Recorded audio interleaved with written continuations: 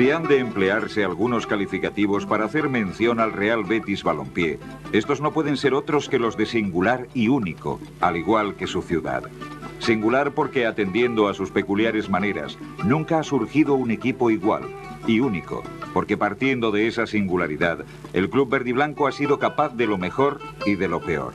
Así, posee una plusmarca difícil de conseguir, como es ser campeón de primera, segunda y tercera división.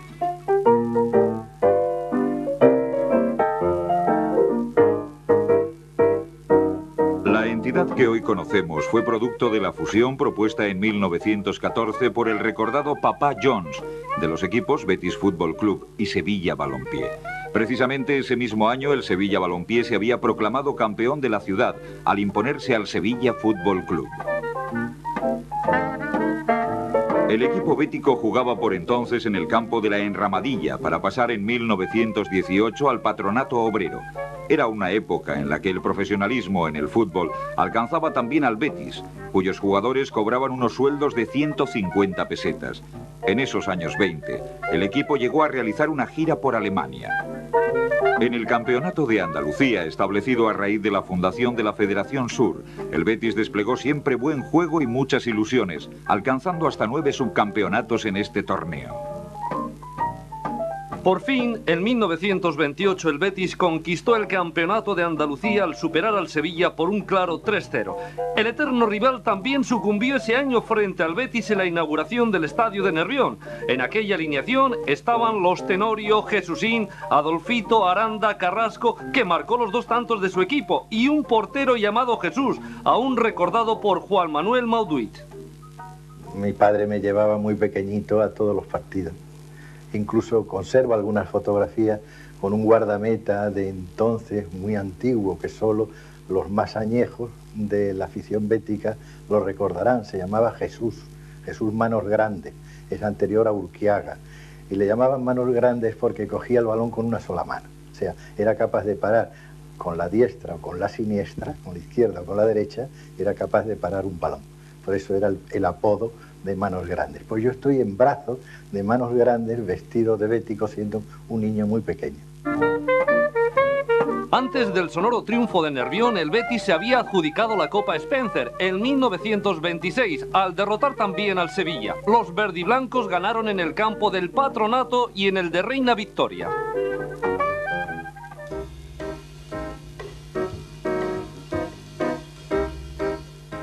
En la temporada 28-29 comenzó a disputarse el campeonato de Liga. El Betis quedó encuadrado en la segunda división hasta que en el año 1932 se convirtió en el primer equipo andaluz en llegar a la máxima categoría. El Betis, que fue finalista de la Copa de España en el año 1931 con el Athletic de Bilbao, al año siguiente militaba entonces en segunda división y al año siguiente ascendió a primera división. Inmediatamente de ascender a primera división me hice yo cargo de la dirección del Betis. Pues al hacerme cargo del club estaban entonces ya de portero Urquiaga, que entonces se formaba, estaba de defensa Areso, estaba de medio centro Soladrero, Peral y Adolfillo, y en la delantera estaban Timimi, Adolfo, Romero, Enrique y San. Además de estos hombres, el Betis se reforzó para jugar en primera con Aedo, Larrinoa, Unamuno y Leque. Simón Leque fue precisamente el primer jugador bético en alcanzar la internacionalidad. Los verdiblancos, tras 4 años en segunda, finalizaron su primera temporada en la élite del fútbol con unos guarismos que le ubicaron en 5ª posición. Un año después, mejorarían ese puesto al situarse en 4º lugar. Pero lo mejor estaba por llegar. Considerado ya uno de los grandes, el Betis cubrió una excelente campaña 34-35 en la que se aupó como campeón de liga con imponentes promedios. 15 victorias y solo 3 derrotas, con Unamuno como máximo realizador con 13 tantos, certificaron una temporada gloriosa. Empezamos ganando al Madrid en Madrid. Luego fuimos toda la competición 3 puntos y 1 punto. Nosotros siempre por delante, siempre. Y el último partido nosotros jugábamos en Santander y el Madrid jugaba en Madrid. Nosotros, con el empate, quedábamos campeones. Y resultó que nada, nos salió redondo. Ganamos 5-0. Y el Madrid también ganó, no es natural. Un año después de la gesta liguera, el Betis se clasificó séptimo. Pero la convulsión de la guerra civil destrozó el club en todos los sentidos. Incluso su campo de fútbol fue utilizado como cuartel para las tropas italianas. Hasta que estalló la guerra, el Betis hizo un meritorio papel en la Copa al acceder a la final de 1931 frente al Athletic de Bilbao y a la semifinal del 34 con el Real Madrid. En el camino apartó a equipos importantes como Barcelona y Atlético de Madrid.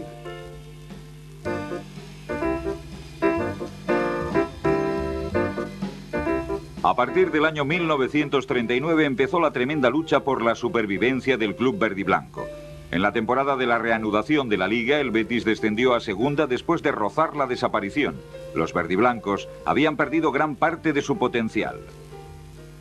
El Betis ha sido siempre bueno hasta el año 39.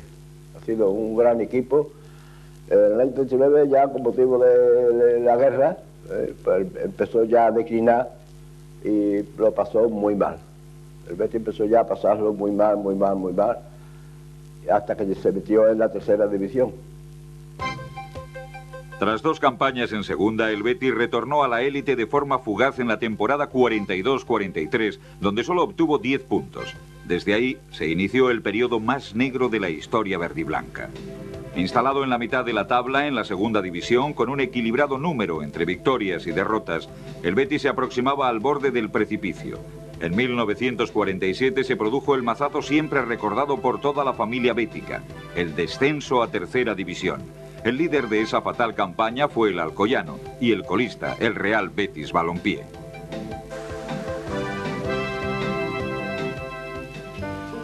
Con un futuro muy pesimista, el Betis sorteó con humildad y muy pocos socios todos los obstáculos que abundaron en esta desgraciada época. Hombres como Pascual Aparicio y Manuel Ruiz, entre otros muchos, significaron verdaderas tablas de salvación en años en los que los contrarios eran el Chamberí, la electromecánica, el Valdepeñas o el Utrera. De campo de tierra íbamos a Utrera, campo de tierra, a Marto, a Úbeda, enorme. Ahí me pegaron una pedrada en Úbeda, en un córner. Por aquí tengo una brecha, ¿no? Mientras que estaba esperando un córner me pegaron con una china aquí, enorme. Y bronca en todos los sitios que íbamos. Y cada vez que iba al Betis, claro, toca quererle ganar Betis, muchos campos de tierra. Durante esos años era obvio que la trayectoria copera del Betis fuera algo discreta, alcanzando en 5 ocasiones los octavos de final. Aviación Nacional, Sevilla, Atlético Aviación, Ceuta y Real Madrid fueron sus verdugos en esa ronda. La época de vacas flacas también influyó en el torneo del CAO y al final de la década comenzó un lapsus de tiempo en el que el Betis desapareció de la Copa.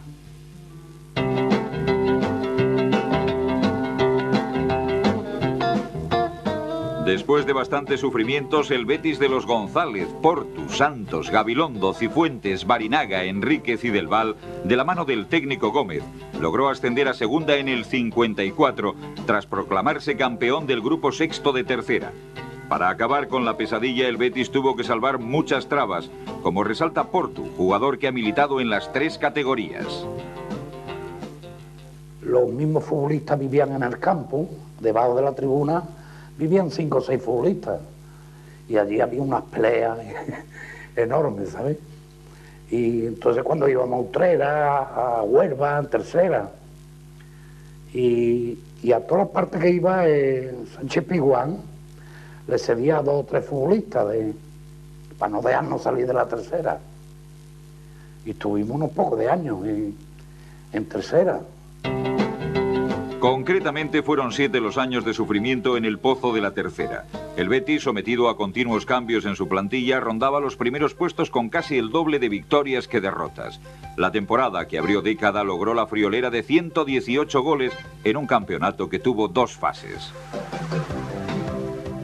En la campaña 53-54, haciendo gala de una absoluta superioridad, el Betis escapó de tercera división y celebró el ascenso con una original lluvia de puros. De 36 partidos disputados esa liga, los verdiblancos solo perdieron 4. Benito Villamarín llegó a la presidencia a mitad de la década. Después de 4 años en lugares punteros de segunda, el Betis, coincidiendo con su 50 aniversario, ascendió finalmente en la campaña 57-58 con un equipo formado por Menéndez, Portu Santos Isidro, Loli Valderas, Lassa Paqui Vila Areta y Luis del Sol. Ganamos al Jerez 3-0 en casa, me acuerdo. Y del campo, pues en autobús vinimos al ayuntamiento todos, allá al balcón, a la Plaza Nueva, pues lo normal y lo típico en esos casos, de saludar a la afición y fue apoteósico. Llegamos aquí y aquí la gente pues se volvió loca, porque claro, subir a Primera División era una cosa inaudita, única.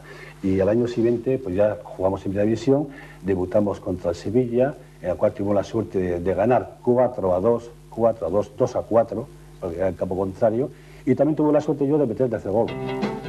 En su reencuentro con la élite, tal y como recuerda Areta, el Betis se impuso al eterno rival en el estreno del Sánchez Pizjuán.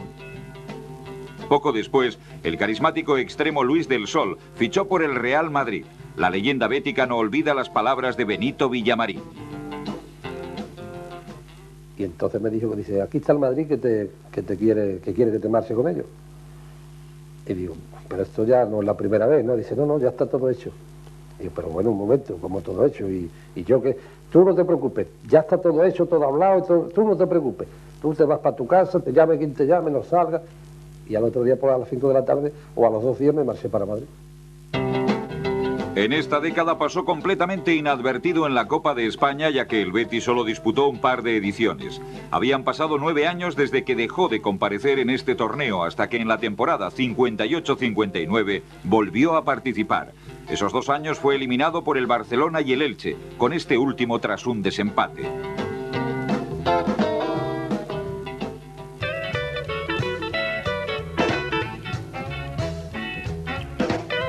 Con Benito Villamarín el Betis adquirió otra vez proyección nacional e internacional, al consolidarse en primera. Se configuró además un gran equipo que se acomodó en los puestos tranquilos de la tabla.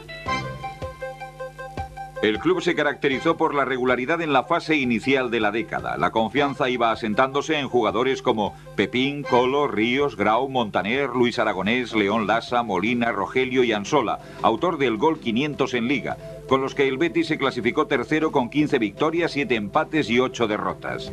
La tendencia favorable en triunfos y goles a favor empezó a invertirse y el cuadro verdiblanco, ya sin Villamarín al frente, volvió a ocupar un papel secundario en el panorama futbolístico español. Así, se abonó de nuevo a la inestabilidad para concluir la década en segunda, categoría en la que Quino se proclamó máximo goleador.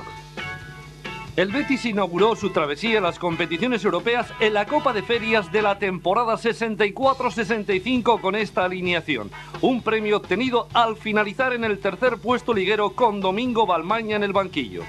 El Stade fue el rival bético en un estreno deslucido, ya que los galos vencieron por un global de 3-1. Y había bastantes españoles allí en la grada, y claro, animándonos, pero hicimos un partido muy malo. Y yo me acuerdo que había un grupito así, yo no sé de qué jugué aquel día, y al lado mío una banda, nos chillaban, sin vergüenza, esto, lo otro, y tuvo mucha gracia porque uno dice que les quiten el pasaporte para que no puedan volver. En la Copa del Generalísimo, el Betis llegó 2 veces hasta las semifinales, siendo eliminado por el Real Madrid y el Athletic de Bilbao. Contra el poderoso Real Madrid, entonces campeón de Europa, los béticos perdieron 7-1, pero en el Benito Villamarín lavaron su imagen al ganar por 4-1 en un gran partido. Donde en verdad destacó el club de Heliópolis fue en el trofeo Ramón de Carranza del 64, venciendo la final al potente Benfica tras ganar previamente al Boca Juniors argentino. En estos años, el equipo verdiblanco había traído hasta sus vitrinas el colombino.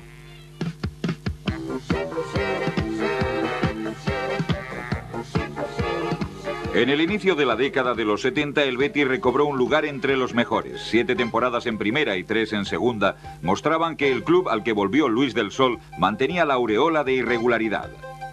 Los 70 comenzaron bajo la presidencia de Núñez Naranjo, que saneó la economía de la entidad y fue formando un equipo que haría historia. A pesar de ello, el Betis firmó la temporada 71-72, la menor cifra de goles obtenida en Liga, al anotar solo 25. El Betis se adaptó a primera con unas cifras estables en la mitad de la década, gracias a la categoría de hombres como Esnaola, Bizcocho, Biosca, Cardeñosa, López, Alabanda, Benítez y García Soriano, que comandaban un nutrido plantel que disfrutó de tardes memorables y sintió el fracaso del descenso. Sería en el torneo de Copa donde el Betis igualaría la hazaña liguera obtenida hacía más de 40 años. Tras rozar la final en el 76 al ser apeados por el Zaragoza, los verdiblancos llegaron al partido decisivo en el 77. El Betis venció al Athletic de Bilbao tras una intensa tanda de penaltis. Esnaola fue el héroe de aquella noche. Y tuve la suerte de poder ser campeón de España en un conjunto, ¿no? Del Real Betis Balompié. Por lo tanto, creo que ha sido lo máximo y aparte de eso, pues después también me dio popularidad porque la gente nuevamente le alaba más al portero, ¿no? El Betis disfrutó en su reencuentro con Europa 13 años después de su estreno. En primera ronda se topó contra el peligroso Milán. En la ida pusieron contra las cuerdas al afamado equipo italiano al ganar por 2-0 con goles de García Soriano y Eulate. En Milán ya me parece que bordamos al fútbol, aquello fue increíble, ¿no? Había una anécdota que le parece que le decía Iriondo a Germán Armani, uno que venía con nosotros, que este señor se ha dedicado siempre a la cantera de aquí de Sevilla, bastante amigo de nosotros, y decía Iriondo que terminara el partido y el otro le decía a Mani que no, que cuando iba a ver jugar el Betis otra vez igual, ¿no? Que siguiera jugando porque aquello fue increíble, ¿no? Sin embargo, la expedición bética desplazada a Milán pasó apuros cuando los italianos equilibraron la eliminatoria a la hora de juego. Pero el Betis dio la sorpresa gracias a un disparo de López, especialista en goles decisivos. Después del notable comienzo, el siguiente escollo fue el Lokomotiv de Leipzig. El Betis empató a 1 en Alemania Oriental y se impuso en Sevilla por 2-1 con goles de García Soriano. El Betis se plantó así en los cuartos de final de la Recopa. El sorteo en tercera ronda le emparejó con el Dinamo de Moscú, que arrancó un empate a 0 del Villamarín. En la vuelta, el Betis tuvo que soportar las artimañas de los rusos. Los de Iriondo jugaron descentrados y concluyeron su recorrido europeo al caer por 3-0. En principio se pensaba que íbamos a jugar en Moscú. Y resulta que llegamos a Moscú a las 12 de la noche. A las 5 de la mañana nos levantaron ya para llevarnos a Tbilisi, que estaba, no sé si a 3.000 kilómetros de Moscú. Estuvimos en los aeropuertos y hicimos horas y horas y horas. Llegamos a Tbilisi a muy mala hora. Comimos tarde, no pudimos entrenar. Bueno, Iriondo, yo recuerdo que estando allí quería hablar con Brené. Pues se saltó en medio de la pista, el hombre ya con un cabreo impresionante, con toda la razón del mundo.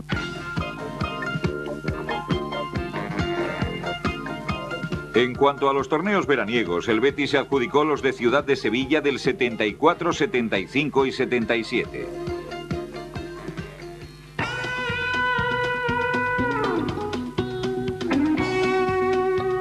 Con los años 80 regresaron los buenos tiempos para el equipo de Heliópolis. Salvo al final de la década, el Betis siempre compitió en primera, el lugar que le pertenece por solera e historial. Fueron años en los que el Betis tan pronto se codeaba con los mejores y entraba en puestos de UEFA, como sufría la amenaza del descenso. A medida que avanzaba este espacio de tiempo, dejaron la disciplina del club figuras como Cardeñosa, Esnaola y Gordillo, y llegaron otras como Calderón y Hacibeyik. En la campaña 86-87, la del desafortunado playoff, el Betis logró su mayor puntuación en primera con 45 puntos y el mayor número de goles con 61, aunque también es cierto que se jugaron más partidos de lo habitual. La amenaza del descenso tomó cuerpo en las postrimerías de la década al perder con el Tenerife la promoción. Los 80 contemplaron dos fugaces incursiones en la Copa de la UEFA. En la campaña 82-83, el Betis fue eliminado en primera ronda por el Benfica de los Nené, Alves y Diamantino. Los portugueses ganaron los dos partidos por 2-1.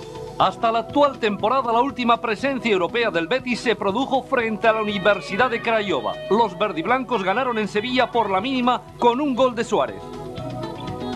Los rumanos igualaron la eliminatoria en su terreno, aunque el Betis marcó este gol injustamente anulado a Rincón. Tras la prórroga llegó la fatídica tanda de penaltis, en la que el Betis cayó tras fallar Rincón este lanzamiento. Amagué, el portero se había tirado ya, incluso yo no había tocado la pelota todavía, tenía la portería para mí, y la verdad no sé qué me pasó en ese momento, no sé si fue, no sé, o sea, es una cosa que nunca me la llega a explicar, con el portero en el suelo, que yo lo vi en el suelo, que tenía toda la portería en mí, sin embargo le tiré la pelota a él, despacito.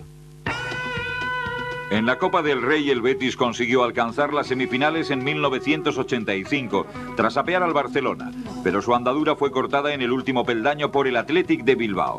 En otras ediciones el club verdiblanco fue eliminado por el Sevilla, en 2 ocasiones, Castilla, Mallorca, Logroñés, Cádiz, Sabadell y Real Madrid. En lo referente a los torneos de verano, el Betis se hizo con el Ciudad de Sevilla en el 80 y el Colombino del 83.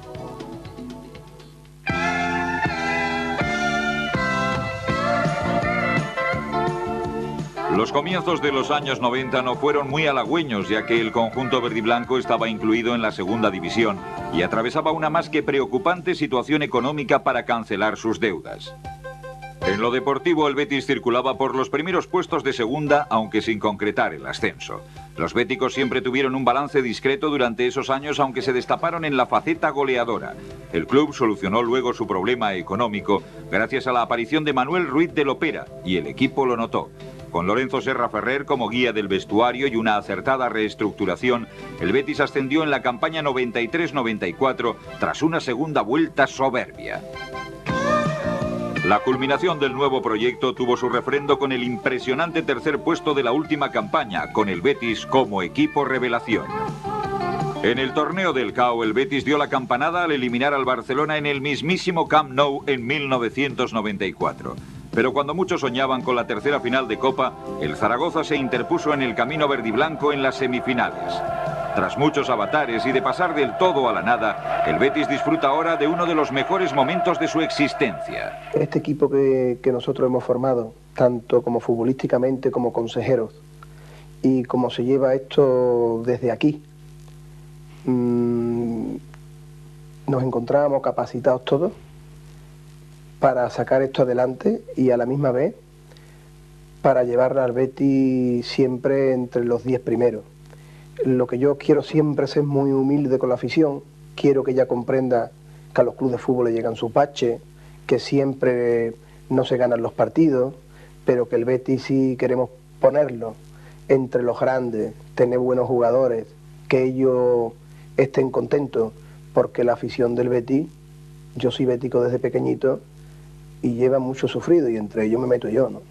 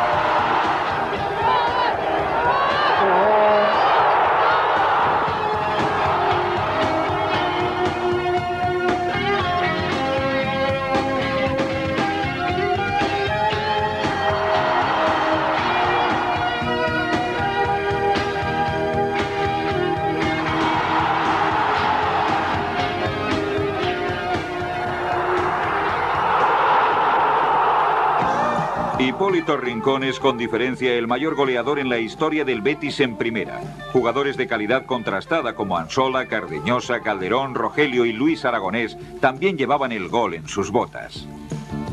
Desde sus orígenes, la personalidad del Betis queda señalada por una patente secuencia de altibajos como lo atestigua este gráfico. La euforia e ilusión inunda ahora a un Betis que por su singularidad pasa sin término medio del cero al infinito.